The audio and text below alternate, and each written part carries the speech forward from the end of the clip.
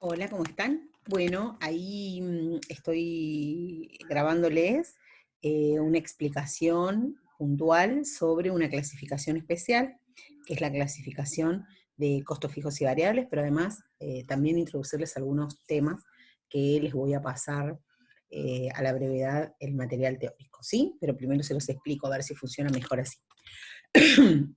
Bien, perfecto, empecemos.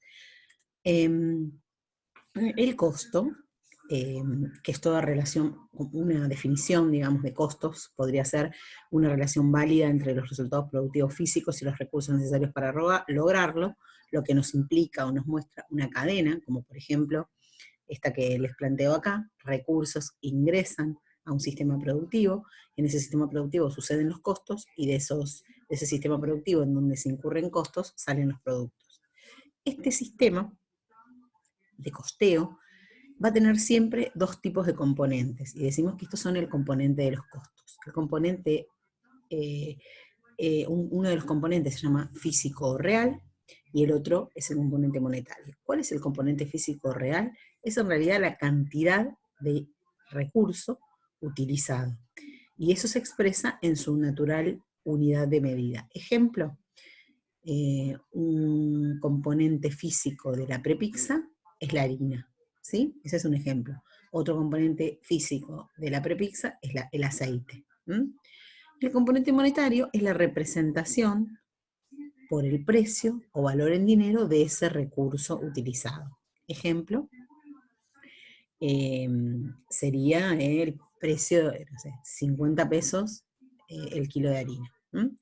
Entonces, en esta expresión puedo mostrar que los costos del producto X son iguales a la cantidad del producto X por el precio del producto X.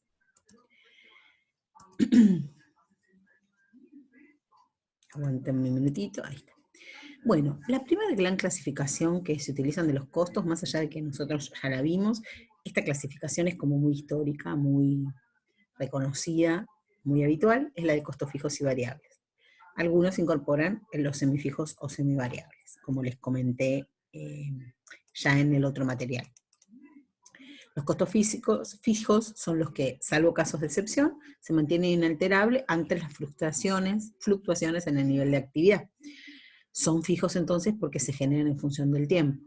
Y ahí está el ejemplo de que si no tenemos abierto el negocio, o no tenemos abierta la fábrica, o no tenemos abierto el espacio, igual, por ejemplo, si pagamos alquiler, lo vamos a tener que pagar. Por lo tanto, el alquiler se convierte en un costo fijo. Ese es como ejemplo más sencillo de entender los costos fijos. Lo paso rápido porque lo vieron en el material y en el otro video. Los costos variables son aquellos que aumentan o disminuyen de acuerdo al volumen de producción. Los costos fijos se mantienen inalterables ante el volumen de producción. Los variables cambian. Por ejemplo, voy a gastar más harina si hago más pizzas.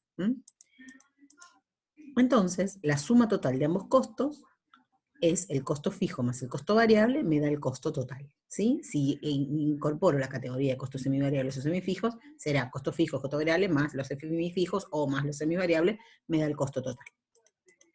Bien, vamos a ver un caso, ¿sí? Y esto es lo que yo quería ver con ustedes, como para mostrarle un caso específico. Desarrollemos un ejemplo para darnos cuenta del componente de los costos fijos. Ejemplo, don Pedro Fernández es un mecánico industrial que le solicitan servicios de reparación de máquinas industriales en general, alquila un local y tiene un vehículo para el traslado de las herramientas y otros fines. Al cabo de un año, se percata de que el primer mes no produjo ningún servicio, ya que a pesar que tenía todo listo, aún no contaba con la totalidad de las herramientas necesarias. En febrero produjo 15 servicios, en marzo 20, en abril 25, de mayo a diciembre produjo 30 cada mes. Con la información anterior vamos a analizar el comportamiento de los costos de alquiler, patente del vehículo, seguro, es decir, los costos fijos. Todos estos suman la cantidad de 600 pesos mensuales, obteniéndose el resultado siguiente. Mes de enero gastaba 600 pesos, recuerdan que dijimos, pero que no abrió. Por lo tanto, producción cero, o rayita, costo fijo por servicio cero.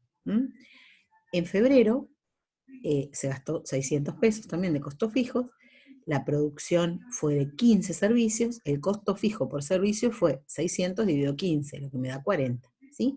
Y así sucesivamente cada uno de los meses. ¿Estamos?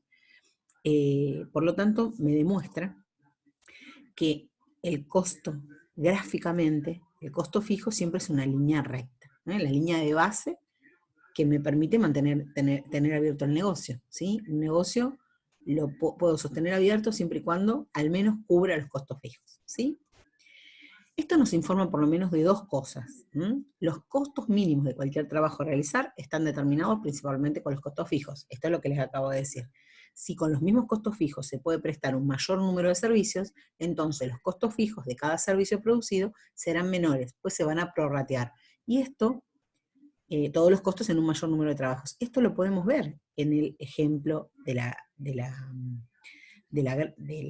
tabla que recién les comentaba. Fíjense, en el mes de febrero el costo fijo por 15 servicios es de 40, pero en el mes de julio los mismos 600 pesos para 30 servicios me va a dar 20 pesos de costo fijo. Entonces, fíjense, ese prorrateo lo veo. Es de sentido común, pero es interesante verlo de ahí. Vamos a ver ahora el comportamiento de los costos variables en el mismo ejemplo. Don Pedro Fernández debe adquirir un conjunto de insumos para la reparación de máquinas, aceites, topa para limpieza, electrodos, energía eléctrica, etc. Todos estos insumos llegan de alguna manera al producto final. Por eso se cargan directamente a las del producto sin utilizar el prorrateo. Es decir, cada unidad producida tendrá el mismo costo en lo que se refiere a materiales. Supongamos que gasta lo mismo en la reparación de todas las máquinas. Esto significa que si en una máquina se invierten 4 pesos de insumos, hacer 2 servicios costarán 8. Si en reparaciones costarán 400. Esto es el supuesto que estamos haciendo en este ejemplo. En otras palabras, al crecer el volumen de servicios de reparaciones, crecen también los costos variables. Eso es obvio.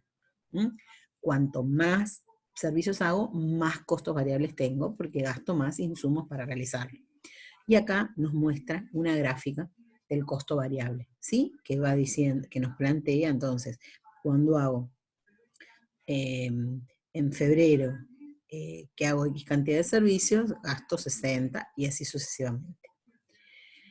Los costos totales entonces, fíjense que los costos totales son el costo, voy a marcar la producción, el costo fijo, el costo variable y el costo total. En este caso no utilicé el costo semivariable. Entonces tengo los meses, la producción que hago cada mes, los costos fijos que se mantienen siempre iguales y los costos variables que me van a ir variando según la producción. La suma del costo fijo más el variable me da el costo total. Eso es lo que muestra esta gráfica. Este es el gráfico de los costos totales, que es la intersección entre las cantidades y el precio cada uno de los meses. Bien, entonces podríamos decir que los costos unitarios se calculan de esta manera. Si los costos totales, o sea los fijos y los variables, se reparten sobre cada unidad producida y vendida, se obtiene costo fijo unitario, que sería igual al costo fijo dividido la cantidad. Esa es la primera fórmula. Estos costos fijos unitarios son entonces variables y decrecientes, según aumenta el nivel de actividad, siendo hiperbólico el tipo de su variación.